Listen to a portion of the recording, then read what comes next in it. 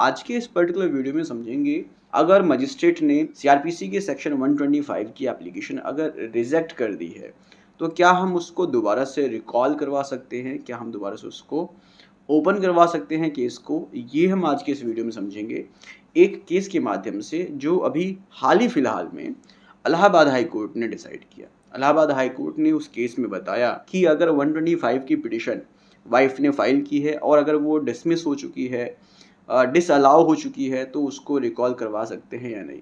इस particular case में Allahabad high court ने सुप्रीम कोर्ट के भी एक केस लॉ का जिक्र किया, वो भी समझेंगे आज के इस वीडियो में। So stay tuned through out the video so that you could have a very basic understanding over this situation. सबसे पहले हम बेसिकली समझते हैं कि केस क्या है, केस का इफेक्ट क्या है, ताकि हम इस केस पर जो लॉ आया है सामने उसको हम ध्यान से समझ सके, उसको हम बहुत ही बारीकी से समझ सके।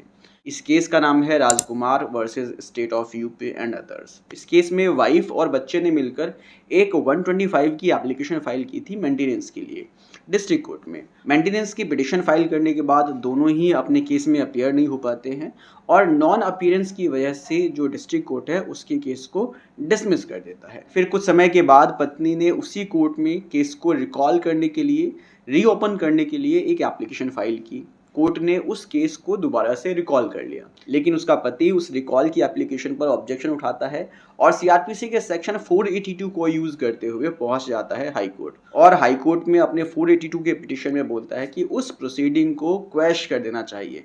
सेक्शन 482 की पिटिशन में जो पति है वो सीआरपीसी के सेक्शन 362 का ग्राउंड लेता है। अब ये सीआरपीसी का सेक्शन 362 क्या कहता है? सेक्शन 362 के अकॉर्डिंगली अगर किसी भी मजिस्ट्रेट ने कोई एप्लीकेशन या कोई केस अगर डिसाइड कर दिया है, उसमें फाइनल ऑर्डर पास कर दिया है और उस ऑर्डर पर अपने साइन कर दिए हैं, तो दोबारा से उस ऑर्डर को रिकॉल नहीं कर सकता और उस केस को दोबारा से वो रीओपन नहीं कर सकता। ये बताता है सेक्शन 362। इसी आधार पर पति हाईकोर्ट से बोलता है कि जो रिकॉल की एप्लीकेशन है उसको क्वैश कर देना चाहिए। तो अब यहाँ पर हाईकोर्ट के सामने ये सवाल उठता है कि क्या उस रिकॉल की एप्लीकेशन को क्वैश कर देना चाहिए? तो इसका आंसर बेसिकली मिलता है सीआरपीसी में ही। सीआरपीसी के दो सेक्शंस और हैं जो हमको अभी समझने हैं, सेक्शन 126 और सेक्शन 127। सेक्शन 126 का सब सेक्शन 3 बेसिकली पावर देता है मजिस्ट्रेट को कि मजिस्ट्रेट 125 की एप्लीकेशन को डिसाइड करते समय जो भी चीज़ें उसको करनी है, जो भी ऑर्डर्स को पास करना है, जो भी स्टेप्स वो लेना चाहता है जस्टिफाइड ग्राउंड के लिए, तो वो जो है उस स्टेप को ले सकता है, वो उस ऑर्डर को पास कर सकता है अंडर सेक्शन 126 सब क्लॉज 3। अब इसके बाद है सेक्शन 127। सेक्शन 127 कहता है कि अगर केस में सर्कमस्टेंसेस चेंज हो जाते हैं, अगर केस में सिचुएशन चेंज हो जाती है, पहले कुछ और सिचुएशन थी और अब बाद में कुछ दूसरी सिचुएशन आ गई है, तो इस पर्टिकुलर सिचुएशन में 125 की जो एप्लीकेशन है या 125 में जो ऑर्डर पास किया हुआ था उसको चेंज करने की पावर है मजिस्ट्रेट के पास सेक्शन 127 में। ये सेक्शन 127 कहता है। अब यहाँ पर एक क्वेश्चन उठता है कि अगर सेक्शन 362 कहता है कि कोई ऑर्डर अगर पास हो चुका है तो उसको चेंज नहीं किया जा सकता या उसको रिकॉल नहीं किया जा सकता, तो क्या यहाँ पर सेक्शन 362 किसी मजिस्ट्रेट को सेक्शन 127 में किसी ऑर्डर को ऑल्टर करने में बार कर सकता है? तो इसका आंसर मिलता है सेक्शन 362 में ही।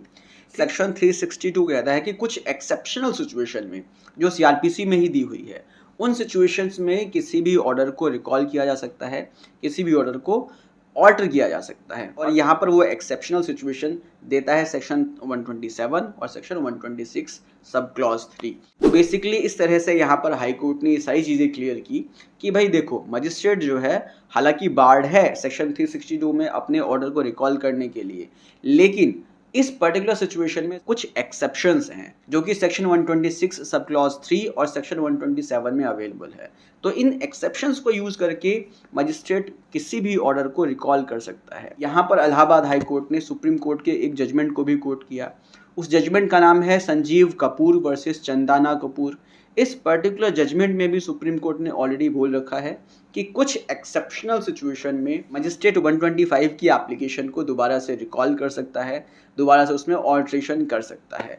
सो आई होप अब आपको बेसिकली ये पूरी चीज़ क्लियर हो गई होगी कि अगर सेक्शन 125 में आपकी पिटिशन डिसमिस हो चुकी है या अगर उसमें कोई ऐसा ऑर्डर आ गया है जो आपके अगेंस्ट आ गया था, लेकिन अब कुछ समय के बाद जब परिस्थितियाँ चेंज हो चुकी हैं, जब सर्कमस्टेंसेस चेंज हो गए हैं और आपके फेवर में कुछ परिस्थितियां आ गई हैं, तो आप दोबारा से सेक्शन 125 की एप्लीकेशन डाल सकते हैं, या जो ऑर्डर मजिस्ट्रेट ने पास किया था उसको आप दोबारा से रिकॉल करवा सकते हैं, उसमें दोबारा से आप सुनवाई करवा सकते हैं। आई होप आपको ये इन्फॉर्मेशन अच्छी लगी होगी।